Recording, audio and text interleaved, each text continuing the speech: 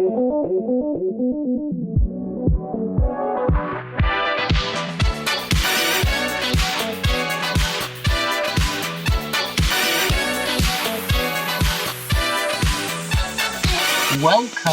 everyone. Thank you for tuning in, or podcasting, or downloading, or streaming, or YouTubing. Anyway, welcome to Sunrise Disco. My name is Nathan Ramore.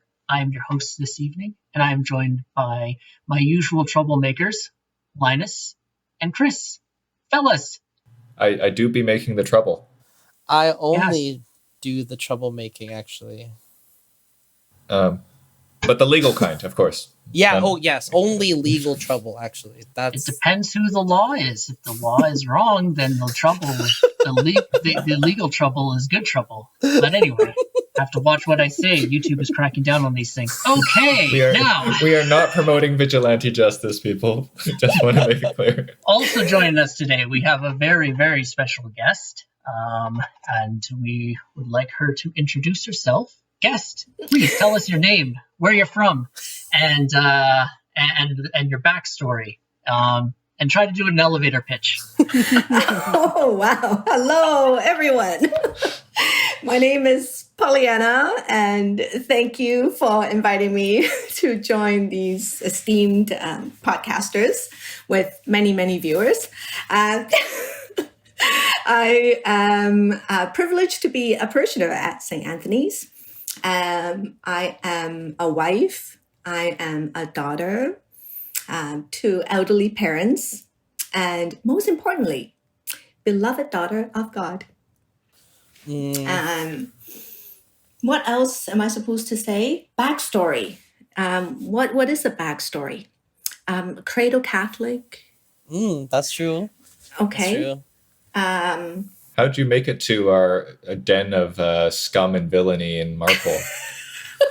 Oh yeah, how did you join St. Anthony's? That's a good one. Yeah. That's only between 71st and Marine Drive. In case you're wondering. So I'm glad you brought it up, because I had to do some digging to old emails to find that it was late 2016 that I was prompted to reach out to Father Justin, hoping that he could be my spiritual director. And it was a friend from my old parish, St. Mary's, who recommended Father Justin. And so before I approached him, I thought I would check him out on, going to the church and attending Mass and listening to the homilies. And my husband is very intrigued and very impressed with Father Justin. And because of his spiritual growth and Father Justin being my spiritual director for a number of years, we started becoming regular attendees at the parish and became parishioner. That's the backstory. Let's go, Father J. I did not know that. Let's go, Father J. Oh my gosh. Yeah.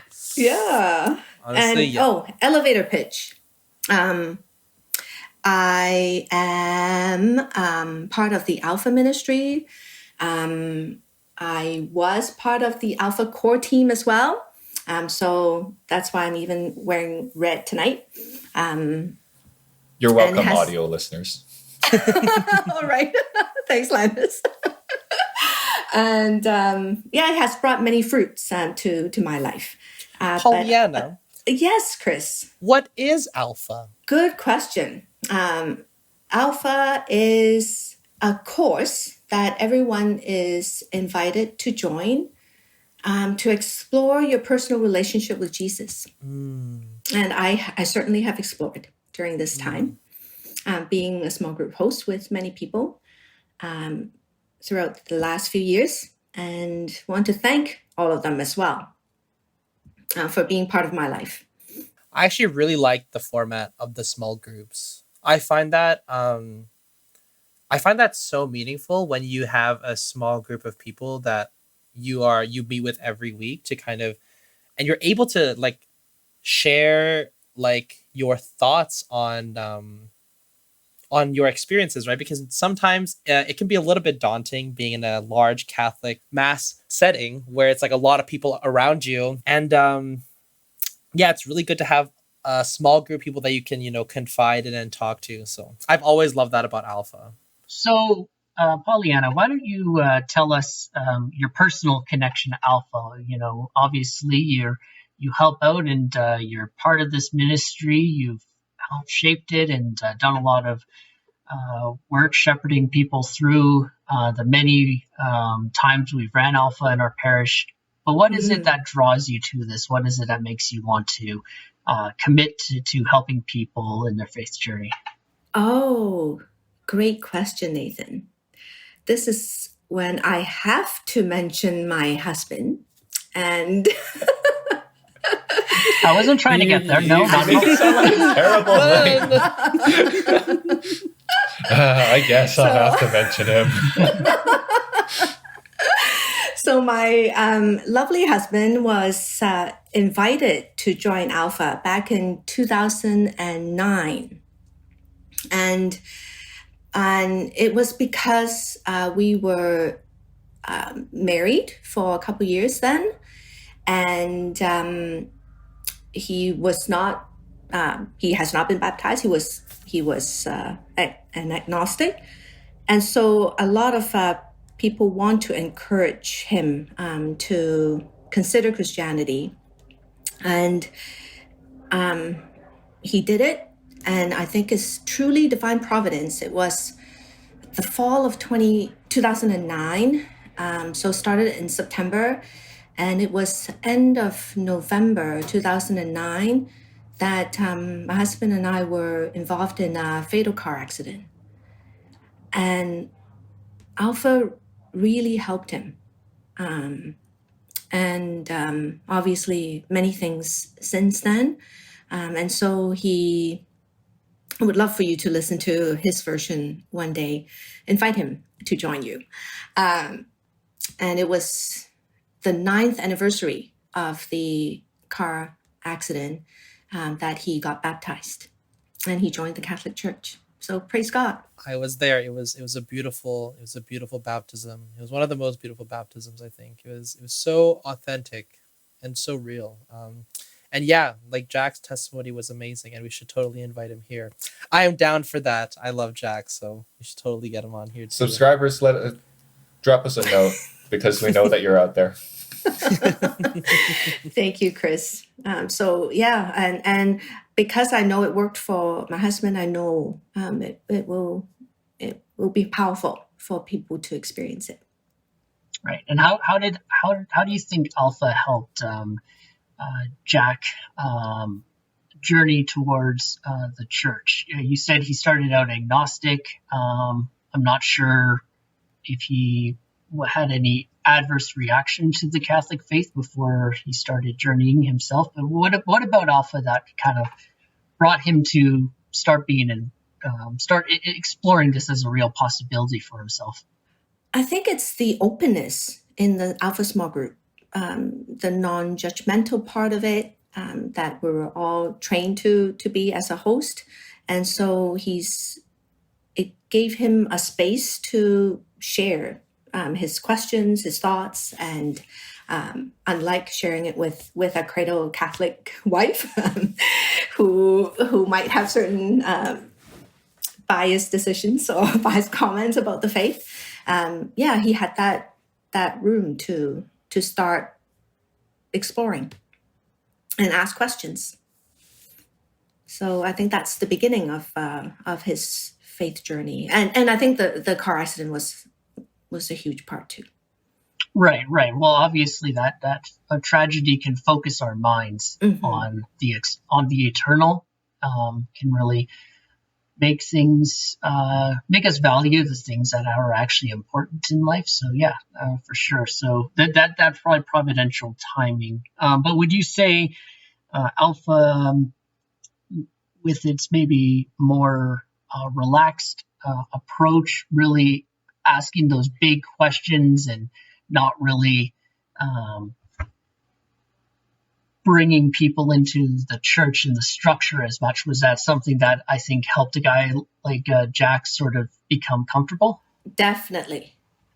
So kudos to Father Justin to have it at Gigi Blinn when we first started. Mhm. It was a coffee shop and just outside of a church environment, and it's not stifling. It's people feel comfortable just sharing like a coffee chat. Yeah. One of the first conversations I had with Chris was at a bar, and Chris asked me why I was Catholic, and I promptly responded with, because it's true. Do you think that would be a compelling argument to somebody who's really searching for the answers in life, or do you think that's just too flippant? You're asking me, Linus? Yeah. I think it might be hard for many people, including cradle Catholics. So there are some people in my life that I've actually said that recently, and it wasn't received well. So I think we have to be very careful and sensitive and gentle about it, and journey with them. It's more important. I would like to add that in that conversation, the context of that conversation was we were talking about like how there are different things that draw people to the church, right? Like the transcendentals, right? Truth, beauty, and the other one. Goodness. Sorry. It really escapes me. Goodness. Yeah. You saying that it transcended you? Stop. No. Yeah, so we were talking like I gave that perfect example because I think Linus is one of the few people that I know who truly is committed to the transcendental of truth. And like that really speaks to some people. Like I know a lot of people who get into the literature and they really enjoy the literature, like the deep, rich writings of the church fathers. But then also there are people like myself. Like I fully felt a conversion in the middle of like 600 people at a Rise Up, right? And it was the overwhelming beauty of the situation. It was during Eucharistic adoration. And that was when I truly felt the love and the presence of Jesus, right? And then I also know people who find their way to the church through serving others, like they figure out they have so much time because they they just have so much time, and then they ended up volunteering at, let's say, the homeless shelter or the soup kitchen, which has very rich Christian ties, right? And then they end up being indoctrinated into the church because that aspect of service is so good to them, right? And the goodness is so real. But yeah, it's I'm not saying you should go around and tell people, yeah, it's true. You know what I'm saying? Like, yes, it is true, but people definitely are looking for different things, and that's what we were talking about. I will say I was at that Rise Up, and Chris, the fact you're able to find beauty in that moment is truly an act of providence. It was wait. No, which Rise Up was it? Vancouver? Yeah. No, mine was at Montreal actually. Oh, that was an even worse one. So I loved the Montreal Rise Up. Oh my gosh, it was so good. It was beautiful. I heard Father Justin's brother talk about blessings. I think every single person in that room, like 600, 700 people, went to confession that day. It was insane. I don't know. I'm biased, but everyone's entitled to their opinion. Well, if you didn't dear listener, if you didn't already know, one of the beauties of our podcast is we at least the three of us, Linus, myself, and Chris, we have different ways that we appreciate the church and help grow in our relationship with Jesus, and which I think is a very healthy thing. We all still remain friends because we're all committed to our Lord. But by all means, I would be closer to Linus at Rise Up, possibly. It's not really my jam, but I don't know if I would think it'd be repugnant, but at the same time, it's to each their own. And going back to Alpha and Pollyanna, what have you seen in Alpha in times of hosting, whether you want to talk about your husband specifically or other people that have gone through who have grown in their faith or maybe started with no real faith and move closer to Christ? What is it about Alpha that helps them move closer, gets them interested to seeing what this crazy church is all about? It's the first, I think many of them would have a similar journey to Jack, that Alpha would be the first step. And at St. Anthony's, we're blessed with so many different programs to help someone learn more about the faith. So I would say, unlike Jack, many people who attended Alpha that I was blessed to journey with, they some got baptized, and I was just a part of, the Lord is just using me as part of their journey, and they've just blossomed, and it's very humbling and encouraging at the same time to serve in this ministry. Mm-hmm. Yeah, I won't mention names. There are quite a few, and it's just, you know who you are, and I just want to thank them for being in my life. They help me tremendously in my own discernment, in terms of my career, and because while I was journeying with them, I've been seriously considering stepping away from my most recent job, and they were a big part of it, because they all confirmed with me that I have to spend more energy and more time in something other than work. Yeah, so that's what I'll say. Excellent.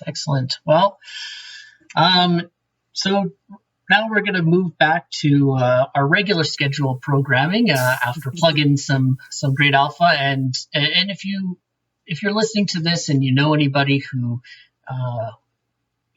might want to explore the Catholic Church and doesn't really want to go into the Mass, or has some real aversion to it for some reason, whether real or imagined, Alpha, it's a great chill way just to meet with people. If we're lucky, maybe you can do it in person if you live in BC. I know our Florida viewers and others in some of the American South can do that, but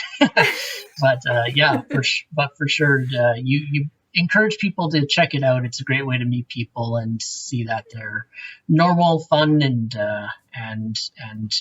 the discussion is really just a way to explore without being too pushy. Mm-hmm. Okay, so now we're going to move on to faith studies, and today's we're going to be talking about one of the most famous passages in all of the Bible, all of the Gospels. That is the Prodigal Son. Mm-hmm. And I'm sure Alpha has had many prodigal sons come to it too. Whoa, nice. You're the man, Nathan. To begin that journey, you come as you are. It is a place of no judgment and rejoicing. That you actually get a feast right when you get there, and it's free. It's all free. It's a free feast. Right. So we're gonna go read this passage out, Luke 15 verses 11 to 24, and fellas, do you want to maybe go every 2 verses and then switch? Sounds good. I'm down for that. Yeah, sounds good. I'll get us going at verse 11, and we'll go from there. And then Pollyanna, are going to join in, or up to you? You're welcome to join if you would like. If you do, then great. We'll just go myself, Chris, Linus, and Pollyanna. Okay. Sounds good. Okay. And he said, a certain man had 2 sons, and the younger of them said to the father, Father, give me the portion of your estate which would go to me. And he divided the estate between them. And not many days later, the younger son gathered everything together and went on a journey to a distant country. And there he squandered his estate in wild living. Now when he had spent everything, a severe famine occurred in that country, and he began doing without. Whereupon he went and attached himself to a citizen of that country, who put him on his farm to feed swine. He would have been glad to fill his belly with husks, such as the swine used to eat, but none was ready to give them to him. But when he came to himself, he said, "How many of my father's hired servants have bread enough and to spare, but I perish here with hunger? I will arise and go to my father, and I will say to him, 'Father, I have sinned against heaven and before you.' I am not worthy to be called your son. Make me one of your hired hands." And rising up, he went to his father. But while he was still at a distance, his father saw him, and he was moved with compassion. And running to him, he fell upon his neck and kissed him. And the son said to him, "Father, I have sinned against heaven and in your sight, and I am no longer worthy to be called your son." The father said to his slaves, "Quickly, bring out the best robe and put it on him, and put a ring on his finger and sandals on his feet. Then bring out the calf that has been fattened, and kill it. Let us eat and make merry. For my son here was dead, and has come to life again, was lost and is found." And so they began their merrymaking. Let's go all the way to 32. Yes. Oh, I need to pull out 30. Okay. Okay. Now his elder son was in the field, and as he came and drew near to the house, he heard music and dancing. And he called one of the servants and asked what this meant. And he said to him, "Your brother has returned, and your father has killed the fatted calf, because he has received him safely." Then he became indignant, and he was unwilling to enter. Therefore his father, going out, began to plead with him. He answered and said to his father, "Look, for so many years I have been serving you, and I have never neglected a command of yours. And yet you never gave me a young goat so that I might celebrate with my friends. But when the son of yours came who has devoured your wealth with prostitutes, you slaughtered the fattened calf for him." He said to him, "My son, thou art always at my side, and everything that I have is already thine. But for this merrymaking and rejoicing there was good reason. Thy brother here was dead, and has come to life again, was lost, and is found." Could you tell that we were using different translations of the Bible? It worked out well, I think. It actually worked out pretty well. You know that you're using a classic piece of literature when merrymaking makes its way into I like how like mine, Nathan's, and Pollyanna's translation are like just regular, and then it goes, "And thine with thou. We are now going." I had typed in chat where, like, the first word Linus says was "whereupon," and I was like, "All right, it's over. It's over." So anyway, we're in the process, the ever so slow process of proving God's love in discovery, and this is maybe the best example of God's mercy, and how far we can go, or God allows us to go, and still not ever separate. I don't know what your thoughts are on that, but Yeah, I think it's such a. I think this is the parable that everyone goes back to when they like, because I think one of the I'm gonna reach here, but it's not really a reach. I think probably one of the most common things that people say is that, how could God love me? You know what I'm saying? Like I'm such a terrible person. I'm a troublemaker, right? Like, how could God love me? Like, I'm so unclean, right? And this is like the parable everyone turns to. Like, this is the parable everyone turns to, right? It's just, there's so much mercy in the parable, and there's so much love that the father gives to his son. And I mean, even the titles of the people, like the main, like the father is the father, right? So it's very clear to people who are reading it for the first time, the parallels of like the parable and what is kind of happening in Catholicism. Mm. Yeah, and I guess to build on that, like I think this parable really serves as like the prototypical definition of the concept of forgiveness, in the purest sense of the word too. Because like if you break it down, forgiveness into its basic elements, it's really two words in there. It's for and given, right? That gift is given is given beforehand, right? It is a gift given without reception, right? And so to come into forgiveness is really just to accept that gift without that has always been there, right? And that really encapsulates it towards the end when the father says to the elder son, you are always with me, and all that is mine is yours, right? It's that's the beauty of God's love, and that's the power of the forgiveness that is already there. It doesn't require any additional action from God's part, because the gift has already been given. And I think it's like it also talks about, like, it's a good thing we read past 24, because 25 to 28 it really kind of like, it kind of almost speaks to me like those people who are like all like very much high and mighty about the church. You know what I'm saying? Like I do so many things at the church. And it's like how unfair is it that someone can just come into the church whenever they want and then go into the same heaven as I do, right? Like I don't know anyone like that, but I'm sure those people exist. It's like, okay. but it really speaks, and it's a testament to kind of the over encompassing mercy that God has for anyone, no matter your place in life, no matter the amount of stuff you give to God, and no matter how much of your life you dedicate, right? And I think it ties into what we were talking about last week. It's like God can never love us any less than he does right now, but he also can never love us any more than he can, because he's already perfect, right?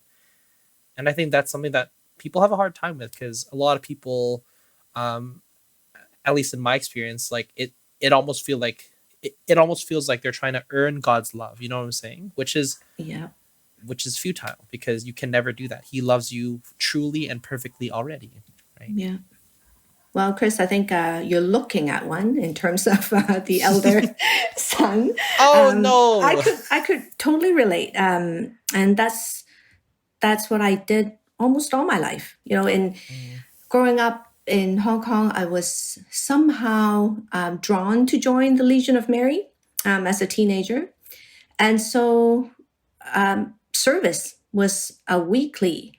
They were called weekly assignments. I went to the hospital to visit the sick. I read books for the blind. I did a lot, and at St. Mary's, I did a lot too. I joined prison ministry. I helped out in many things, and I think I can relate to the elder son. And now I'm being very intentional, because my conversion pretty much happened in 2015. It's many years later to have a personal relationship with Jesus, and now I really appreciate the younger son to have that insight so quickly, to realize that I need God's mercy. He would gladly have fed on the pods that the swine ate. And that's very humbling, And I just, I appreciate the younger son. And I can relate to both. I mean, no one's going to, like, play down the things you've done. I mean, reading to the blind, Pollyanna, like, that's quite a service. And I mean, you've done a lot in your life. Well, as far as I know, like, in terms of, like, service and ministry. And I think it's, like, it's still such a beautiful thing to do that, right? It is. And I'm not saying it's not. It's just without the personal relationship with Jesus, it's easy to forget why you're doing all these things. And so if I had to choose and became very intentional joining St. Anthony's and not say yes to everything, because I know I need time to pray. And I with my previous job, it was very time consuming. I was traveling a lot. I was on the go a lot. And so Alpha was the only ministry I could help out. I just learned to appreciate, not doing too much, and just be with God, be with Jesus. I do actually have a great question about this, but I do want to hear Nathan's thoughts on the prodigal son, because I see he's waiting, he's fuming, he's fumigating, he wants to get his thoughts. No, just kidding. He's not. He's got his finger on his forehead though, so you know something's good coming. His head's yes. I want to Yes, hear your thoughts, Nathan, and then I want to ask everyone a question. I think it's a great question. You want to hear my thoughts first and then a question? Okay. Yes, I would love that. Well, I mean, what I was doing is I was feverishly looking through the great works of St. Thomas Aquinas to get a commentary on this Plagiarism? particular. No, it's in public domain, man. True. It is public domain. Oh, I'm And he allowed to did read cite it, and as long as I give it citation, then That's it's true. all, That's true. It's all good. Oh, I am not worthy to plagiarize the great works. This is St. Thomas quoting Augustine. The elder son is the people of Israel, not indeed gone into the distant country, yet not in the house, but in the field, that is, in the paternal wealth of the law and the prophets, choosing to work earthly things. So one of the things, the prodigal son has always challenged me, because I've been the prodigal son. I've also been the brother, where it's like, well, wait a second, I am following the rules. I am doing this. Why, what about the people that are in the church, that are volunteering all the hours, that are preparing the sacristy, who are who are selling tickets and trying to do all this all of these things that take time and effort, and reading to the blind, and all these other works, spending time day after day, their weekends at the doors open or something like that, to feed the hungry. And there's this kind of no real celebration of that. But I read here that you can become so attached that you're born into the church. You're kind of like, your family is just structured properly. They don't even know that they're structured properly. They're just like from generations of people. Somebody was very pious, and over time, they just had the good habits that lead to a good life that God instructs us. And you're just kind of a beneficiary of the law and the prophets, but you're choosing to work and do the work of earthly things. And even though the things might be good, they're not for God. They're actually for your own personality, is to justify you or me if I'm doing it. And so I find there's a certain joy that the other son should have, because they say in another parable, when Jesus is talking about the 99 and the 1, where he leaves the 99, gets the 1, and there'll be much rejoicing in heaven, more so for the 1 that's lost than the 99 who stayed faithful. And I think the role of the 99, the role of the son, is to, be like, oh, wonderful, he is going to receive eternal life because that is great for him. He's not going to be damned. Like, that should be something for celebration, not to lament that, oh, I'm following. Damn it, Father, give me recognition. Oh, wow. Like, when I hear that, I think of like, when I hear about what you were talking about, like when we do stuff to fulfill our own, almost like our own ego. It's like, it's almost like such a huge part of service, like humility and detachment almost. Like those are the words that come to mind. It's like where it gets so easy to praise your own accomplishments, right? When in the end, it's not even supposed to be for you. Yeah. Right. Yeah. And I've learned over the years, I shouldn't say over the years, it's actually since only 2019. The reason why I did all those things growing up is to hide my pain, my wounds. I won't go into details from about my childhood trauma, but it's only 2019 that I've been graced with the courage to face it. And I've learned a lot about myself since then. So yeah, that's a powerful quote, Nathan. Thanks for sharing. And it's like, you can't really fault yourself, because it's like, people want to be absorbed in the things they do to escape the reality. I mean, that's true for a lot of things, not only service. People get consumed in work.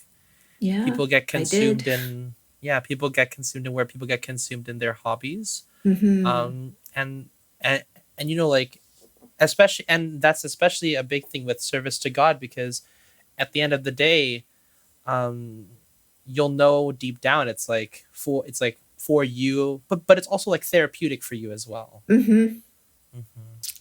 Definitely. And I do want to pose this question to everyone here. So, in case anyone didn't know, if you're listening for the first time, Linus, Nathan, Pollyanna, and I are quite active parishioners at St. Anthony's. We're essentially we just go around doing a bunch of stuff every day for the rest of our lives, kind of thing. And I want to ask you guys, what did you sign me up for here? Okay. I just said I'm being very intentional these days. Sorry. A little bit too much. Okay, maybe not for our entire lives. For now. But Viewers, I do want to ask, if you didn't already know, Chris is the one that is actually employed at the parish. Yeah, and I'm really just going around. But I do want to ask, because I think this is quite important, and it does tie into service. So I always have this conversation with people involved in the parish. How do you keep Jesus at the center of your ministry work? Because as an example, for me, when I'm doing all the music stuff at Mass, it's very hard for me personally to be present at the Mass, because I'm always thinking about other stuff.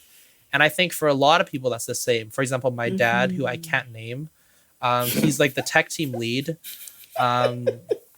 He's the leader of the tech team, and he always tells me he has to watch a bunch of masses after, because he can't be fully present at Mass.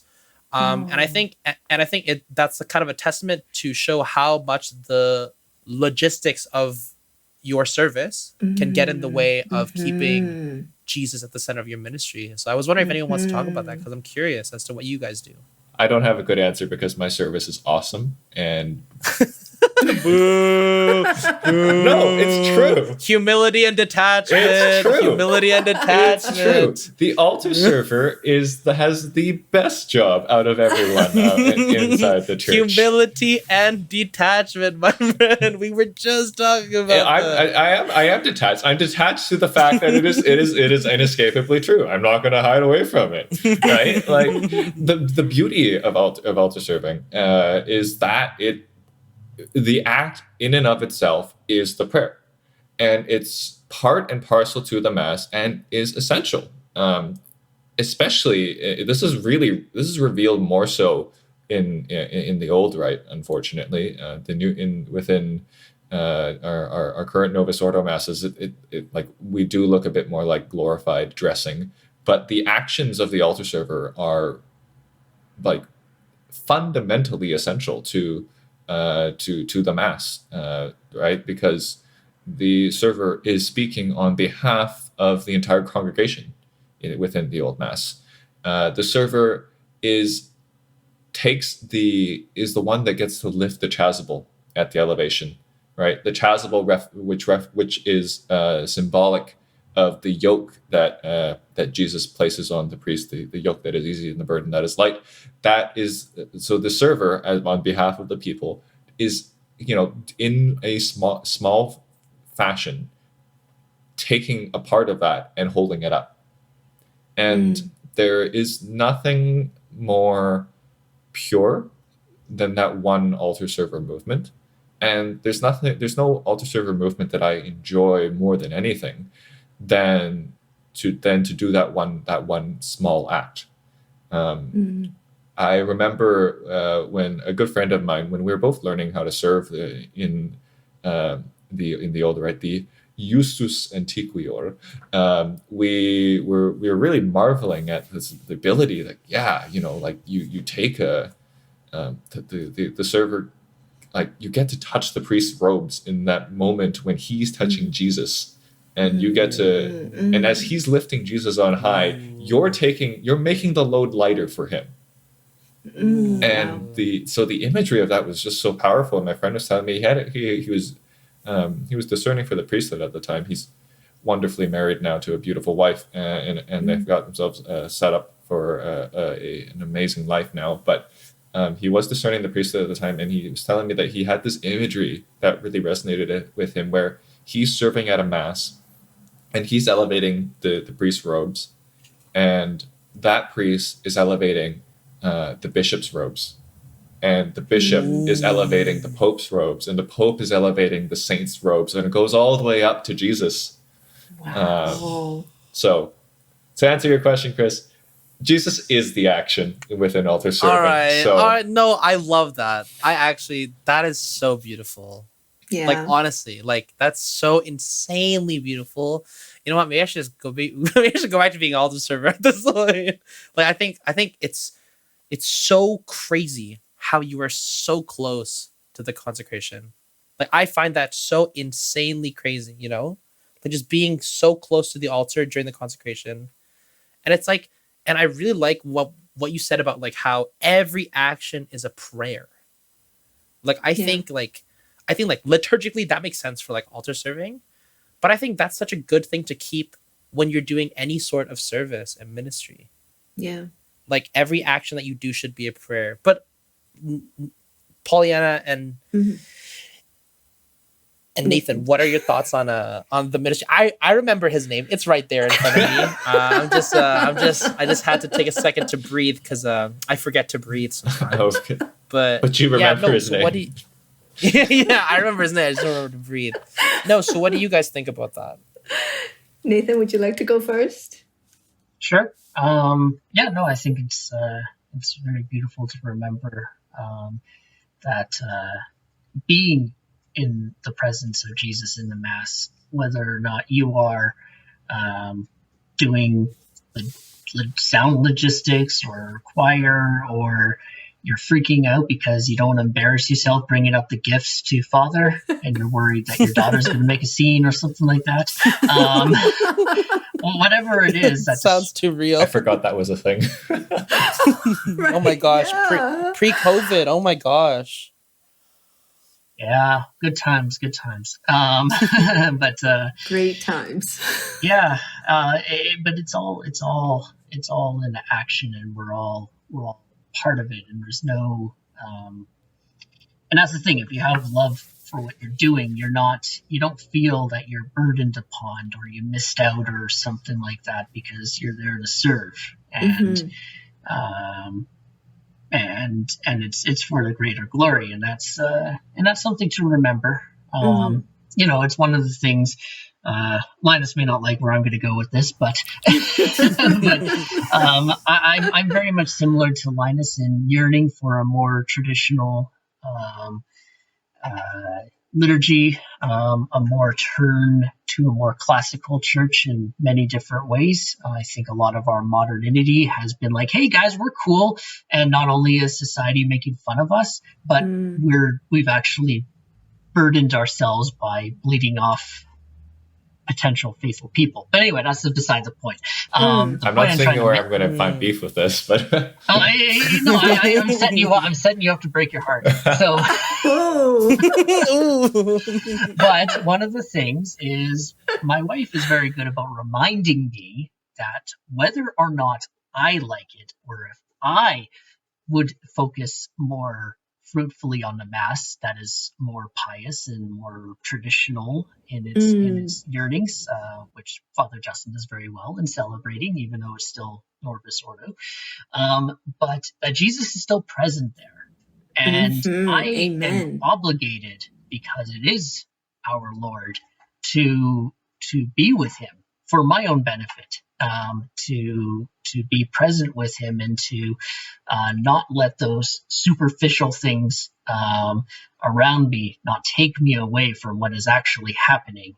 Now, outside of that, I can say we should go in this direction. I strongly advocate for it, but it is beyond me to say I'm not going to enjoy being with Jesus because it's not being celebrated in a way I like.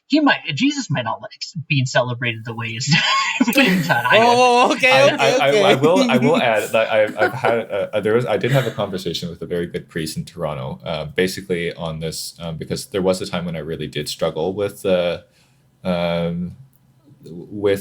guess celebrating the presence. It was the kind of summer where I would go to the Latin Mass in the morning, and then I would turn around and go to a praise and worship Mass in the evening, because that was a part of my duties at the residence I was living at the time. Okay. And so he gave me a small anecdote where he's like, you know what, he's been to many horrible Masses through his life, the summer camp once. Is any Mass really horrible though? Have you seen Jesus is still there though? Have you seen the Rainbow Chasuble, Chris? Okay. You know what? All right. Yeah, there you go. So he said, even though he's been to a lot of these Masses, and there was one that was so egregious, so bad, he said in his heart to the Eucharist, Lord, I don't understand how you can take this. And the Lord said right back to him, I can't, but I'm here, and so are you. Interesting. Wow. All right, so I'm sure there's lots for our tens of thousands of traddy viewers that are out there that are really struggling with this. What I do in those kinds of moments, I just close my eyes and I just rest my heart against the Eucharist and focus on the tabernacle, and I don't look at anything else.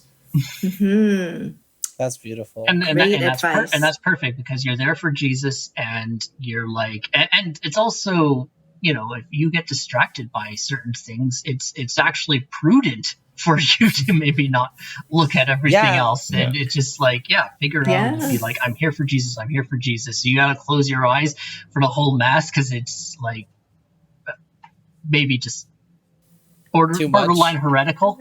then that's what's got to be done. I mean, I was just thinking as you were talking about that, where you said, where the priest said, where he believes Jesus said back to him, like, it's not great that I'm here, but we're here, and I'm still going to be with my people no matter what. And I'm thinking, on the cross himself, he's stripped naked, and in not so great fashion. I mean, you're killing God. You're actually killing God on the cross. Like, how much more embarrassing is that? So, while the Rainbow Chasuble, the Rainbow Chasuble is probably a horrible sight, I mean, he kind of set the bar pretty high by letting himself get humiliated and flung up on the cross. So, something to think about maybe when you're at the church and you're just like, what are they doing? Like, he's like, no, I'm gonna be here anyway. So I think the question is, how do we keep ourselves in Jesus's presence during when we're serving in our ministry? Yeah, because there's so many things going on. Yeah. You can be stressed about the people attending, all the logistics of it. Like, how do you keep it centered on Jesus? Yeah, so I am quite fortunate that I was always a small group host in Alpha. Oof, nice. And I think that's the best role. I know it's not for everybody, but I'm been blessed with the gifts to be a small group host. So when you're a small group host, you are called to love every guest like Jesus would, and so I can't even I need Jesus all the time. I can't even imagine not having him while I'm serving in that ministry. Does that make sense? That totally does make sense. And I've just been blessed as a small group host. I can see other roles within the ministry could distract one from having a personal relationship or growing their personal relationship with Jesus. So I've been very blessed. Now, Chris, And I think it's like, then yes. the question is, how do you keep Jesus in the center when you're listening to the same homily for the 5th time in the weekend? Okay, to be very fair, I actually also read the homilies beforehand in order to choose music for it. So, I actually don't mind it, because I think especially, like, I think Father Justin is such a great homilist. And I'm not even really going to be talking about Jesus. I'm just going to be talking about Father Justin as a homilist. Like, I think there's so much good in what he's doing, but also, like, every time I listen to his homily and a different iteration of the homily, I can pick out different parts of the homily that I think will resonate with different kinds of people. You know what I'm saying? And I think that's so good. And I think that's also the beauty of the Mass, right? It's like, each Mass you go to, there could be a different thing that would move you, you know? Like, sometimes it would be, like, most times, I think it would be the consecration. Other times, it would definitely be the psalm, or like what the psalm is speaking, the readings, how does it relate to you? And then Father hits you with this crazy homily that ties in your life into the church, you know? Like it's very much a bridge between something that is like the church and you versus the church, like you in the church, you know what I'm saying? And it's totally like, there's so many layers to it that you can really just pick out a different thing every time you go to Mass, and you could pray about it. Like, I remember we were talking about last week, there's that dude, maybe a saint. I don't want to call him a dude if he's a saint, but maybe a saint. He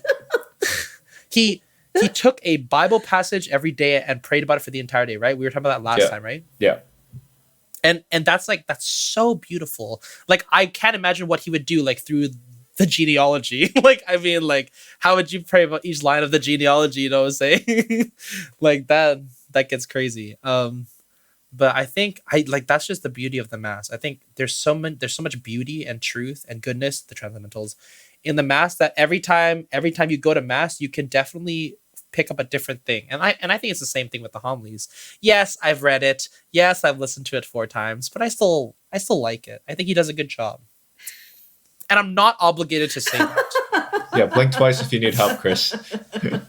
My camera's not on. I'm blinking. But I personally, like, as a disclaimer, like, the reason I started working for the church is because I absolutely felt like Father Justin's, like, he's amazing. And he inspired me to give my life for God, right? So I'm biased, Praise obviously. God. Absolutely biased. I mean, he's a goat, so he's the goat. Anyway. Father Justin, if you didn't get that, he wants a raise. No. Stop. Oh, also, goat means greatest of all time, not the animal. Not goat. the thing to be not the fatted animal to be killed at the end of the not the parable. fatted animal. It's the greatest of all time. So bringing it back to this parable, because yeah, let's tie it up. One of the things that was always kind of interesting to me about this parable was that, like, the prodigal son is, you know, engaging in a life of debauchery and merrymaking and riotous living, and it's like he's going through all these progressively worse states, but it's only at rock bottom that he says, "Gee, I think something might be wrong here." All right, and that's you know, I mean, that reflects human nature in the sense that, you know, we're always going to think, oh yeah, we're not that bad. It's you know, that person's got it far worse until that lie is broken. But it's I find it. Yeah, I find it that we don't. We kind of gloss over that element of the parable to a lot, where we're just like we're too comfortable to keep continuing on our ways, and that we don't recognize the need to turn back and accept that promise that's been given to us. That's so true. I think it's like when you've hit rock bottom, you are literally stripped, like physically and spiritually stripped of the world. You know what I'm saying? Like the world is like has taken too much from you that literally all you have is God, right? And that's literally the only wall you can lean on. And you realize it in the worst possible way, obviously. Yeah. Right. Like I can totally, yeah. But then I think the question then comes around to is like, well, why can't we turn around faster? Right? Yes. Because like we like that joy and that love was always present, right? Like as the elder son is told that he didn't even have to go anywhere to go get it, right? But like most of the time we have to go through this path of pitching ourselves deeper and deeper into our the sex, the drugs, and the rock and roll until it spits us out on the other side. Yeah. I think it's like, I mean, it could be also like concupiscence, right? Like we always pertain towards sin. That like the only way we can learn is through suffering. You know what I'm saying? Like truly, we learn from our experiences. And most of the strongest people in the entire world are people who have faced true horrible adversity, right? But that's also how God like tempers you. It's like God is tempering you every time you face a tragedy. It's like tempering a fine sword until he can see his. Oh, actually, there's this crazy quote. Actually, so it's like I'm gonna use a lot of vagueness, but there's like this saint, I think, and he talks. He was like praying to God about something, and I think God told him, he was like, every time like you face hardship, it's like another hit of the hammer, and I'm gonna polish my sword until I can see my own reflection in it. Right. So when the sword is perfect, then God can see his own reflection in you. I love that saying. I forgot. I think my mom told me that, but I always think about that. And it's so beautiful because like all that hardship, like it might even be necessary. It might be necessary in the grand scheme of all of us coming back to Jesus, right? God allows that. I think for me it's pride, and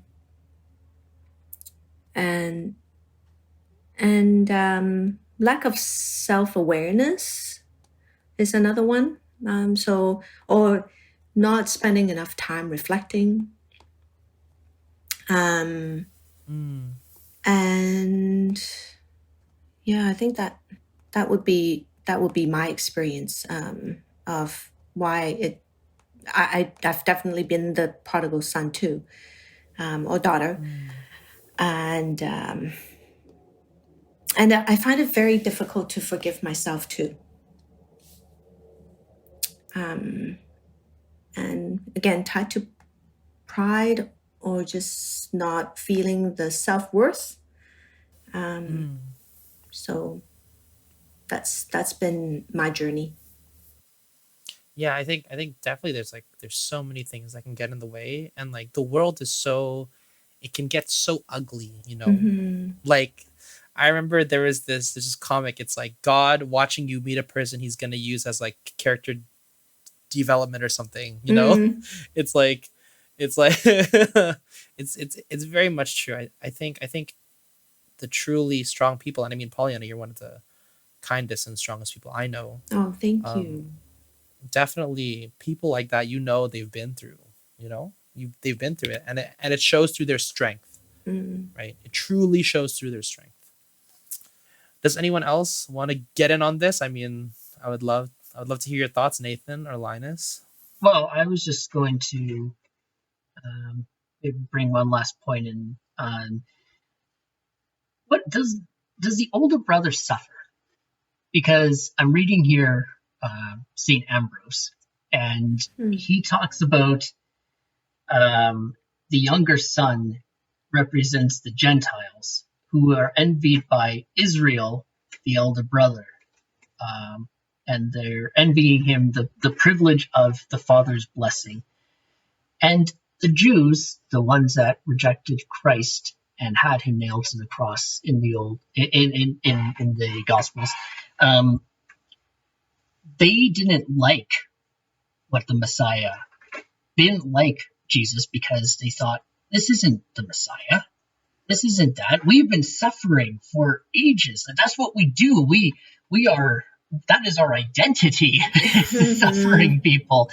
You know, Rome's our conquerors, we're the sufferers, but we're gonna get back with them with the Messiah. When they found out the Messiah says, no, suffering's good, continue your suffering, they don't really eat to that. And not only that, I'm gonna bring more suffering people that you think are horrible people because they don't have discipline like you to suffer with discipline. And I think we can get attached to that, and it's kind of like a miserable experience of like, you're suffering because you think it's right, and you're never really open to embrace the love, even though you think you're doing the right thing piously.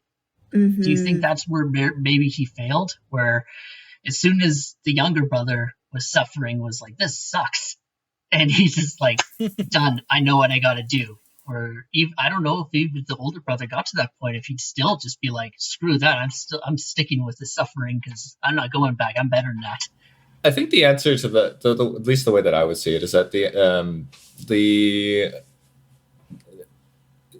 answer to that, and the insight for this really comes from a different parable, which is the parable of the workers in the vineyard, which I'll give the Cliff Notes version. Is basically, there's a man goes out and hires some workers for his vineyard, and then later in the day he goes back, he hires some more people, and then he does the same towards the middle of the day, and then at the end of the day.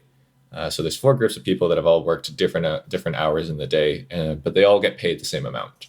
And the first set goes to the patron and says, hey, like, what's the deal here? Like, and the guy was like, hey, didn't I promise you a fair wage? Right. And like, I think that parable really kind of is one that kind of resonates more for me in the elder son quandaries. And I think the thing about that is that it's really natural to prefer to have divine justice over divine mercy. Right? I don't care what you're going to give me. But I want like that other person to get to be judged by that same metric. Yeah. So true. And so I don't know if that would be considered suffering, but I think it's just within human nature. We'd rather we all get ground down by the same amount than lift each other up for an equal amount. Well said. Yep. Linus with the truth bombs. Oh my gosh. Well, you want to talk about what's happening in our world today? That's it right there. You're like, we must all be equally miserable. I think the main thing that our viewers should take away from this is that it is never too late to turn back. That the Father's love has always been given beforehand. So it's not like he will be measuring it out in relation to whatever you've done in your past, and to go to confession because it's there and you can do it. And if somebody in the church gives you dirty looks because they think that you're a harlot and party too hard and was married too much, you live riotously and enjoy the mirth and the merrymaking. Say a small prayer for them because that's their issue. Okay.